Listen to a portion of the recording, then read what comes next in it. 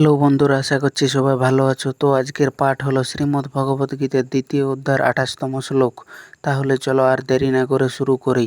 শ্লোকটি হলো অব্যক্তা দিনী ভূতানি বক্তম ধ্যানী ভারত অব্যক্ত নিধান নব্য তত্র কা পরিদেবনা।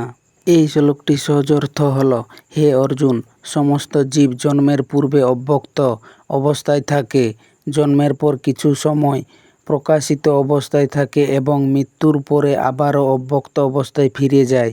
তাই এই নিয়ে শোক করার কী কারণ আছে? এর তাৎপর্যটি হল, শ্রীকৃষ্ণ অর্জুনকে বোঝাচ্ছেন, জীবনের দৃশ্যমান অংশ খুবই অল্প সময়ের।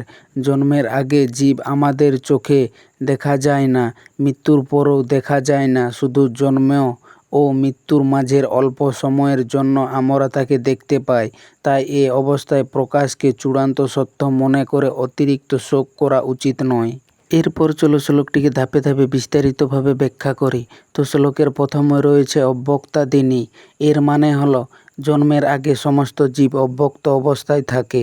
এর তাৎপর্যটি হলো, কোনো মানুষ জন্মগ্রহণ করার আগে আমরা তাকে দেখতে পাই না।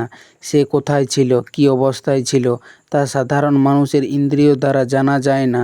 তাই জন্মের পূর্বাবস্থা অব্যক্ত বলা হয়েছে। শ্লোকের এরপর রয়েছে ভূতানি।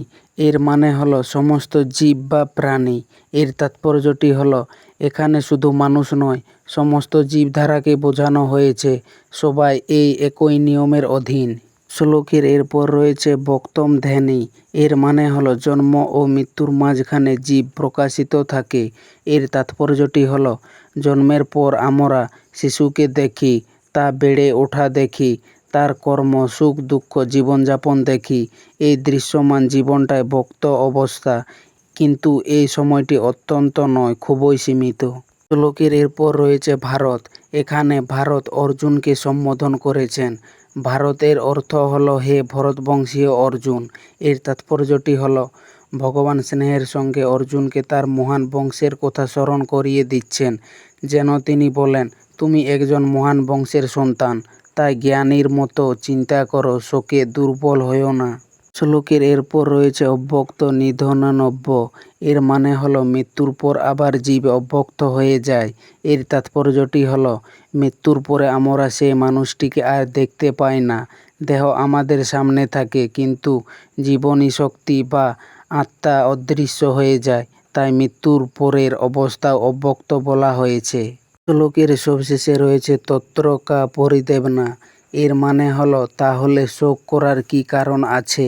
এর তাৎপর্যটি হলো, ভগবান একটি প্রশ্নের মাধ্যমে শিক্ষা দিচ্ছেন, যখন জন্মের আগে জীব অদৃশ্য ছিল, মৃত্যুর পরও অদৃশ্য হবে আর মাঝখানে অল্প সময়ের জন্যই দৃশ্যমান থাকে, তখন সেই অস্থায়ী অবস্থার জন্য অসীম শোক করা কি যুক্তিসঙ্গত? এই শ্লোকের থেকে কিছু গভীর শিক্ষা। প্রথমটি হলো, জীবন ক্ষণস্থায়ী। জন্ম ও মৃত্যুর মাঝের সময় খুবই অল্প। তাই অহংকার, আসক্তি ও অতিরিক্ত মোহে ডুবে থাকা উচিত নয়। দ্বিতীয়টি হলো, মৃত্যু শেষ নয়।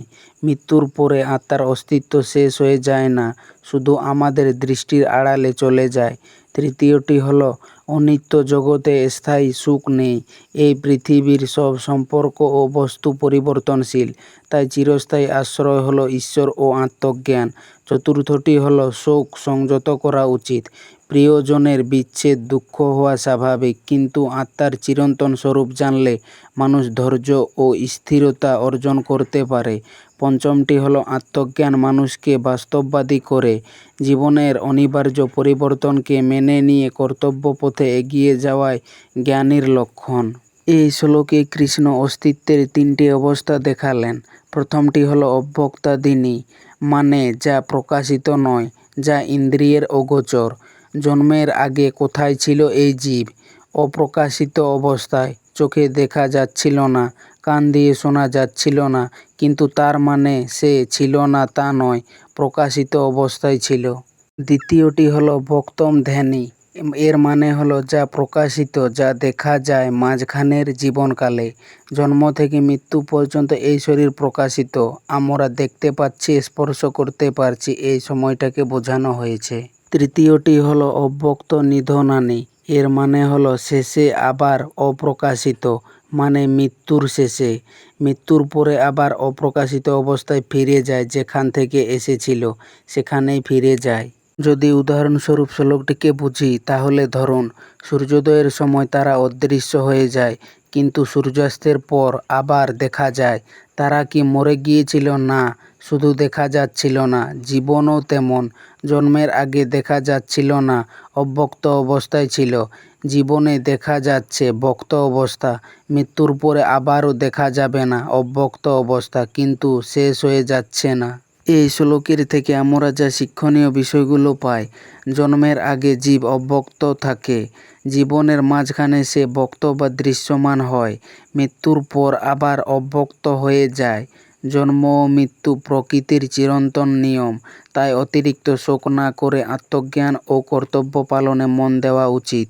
তাহলে আমরা এই পুরো শ্লোকটির থেকে সারসংক্ষেপে পেলাম যে ভগবান শ্রীকৃষ্ণ অর্জুনকে বলছেন, অর্জুন, জন্মের আগে সব জীব অদৃশ্য ছিল, জন্মের পরও কিছুদিন দৃশ্যমান থাকে এবং মৃত্যুর পর আবার অদৃশ্য হয়ে যায়। তাই এই সাময়িক পরিবর্তনকে চূড়ান্ত সত্য মনে করে শোক করা উচিত নয়।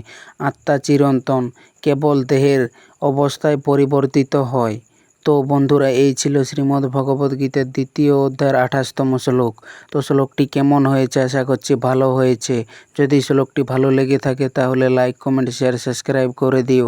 আর ধন্যবাদ সবাইকে ভিডিওটি শেষ পর্যন্ত দেখার জন্য।